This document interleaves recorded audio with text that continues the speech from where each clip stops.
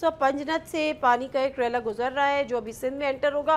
सिंध में एंटर जो है वो काफ़ी लेट हो गया है, लेकिन शुजाबाद और उसके साथ साथ अलीपुर, शुजाबाद में अभी पहुंच रहा है उसने ये रेला, लेकिन अलीपुर और जलालपुर पीर वाला वहाँ पर उसने एक बहुत ही तबाही मचाई है। मैं हैरान होती हूँ, बड़ी तकलीफ़ दे वो मनाजिर जो पहले से ही जो पॉवर्टी लाइन के से नीचे, कहीं नीचे जो लोग ज़िंदगी गुजारने पे मजबूर थे, उनकी क्या हालत है, ये हमने कुछ क्लिप्स आपके लिए निकाले, ज़रा एक नज़र उस पर डालते हैं।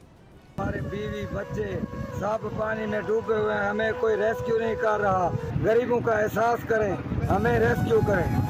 मेरी अपील है कि मेरे को पानी ठीक है, ना कोई रोटी मिलती भी है, ना कोई रेस्क्यू वाला है। मेरे कांडे ने गिनो, मैं पागल थी बड़ा।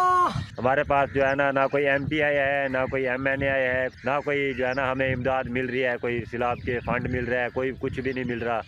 चौथी पंजवी रहता इन्हें को पिट देकर बता दे बाल लुट दे पर राशन कितनी बता दे भाई कितने कहीं नहीं सुनता सारी फरियाद। हम 5 दिन से बैठे, क्या हुकूमत को पता नहीं है? उनके पास ताज़ी रिपोर्ट जा रही है, आ रहे हैं बंदे, जा रहे हैं, उनको नहीं पता। लेकिन हमारे पास ना खुराक पहुंच रही है, ना खाने की कोई शया पहुंच रही है, ना कोई साडे आ जेडे जंगल ने, ना इन्हां नूं कोई चारा है, ना कोई सानू रहन वास्ते कोई तंबू कनाता दे दे। चलो थे बच्चे लेके हमारी तो बस मौत आ गई है।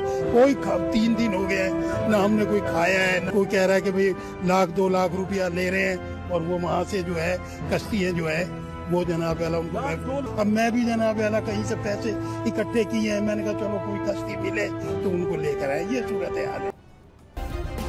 सब्सक्राइब करें और बेल दबाएं ताकि कोई खबर रह न जाए।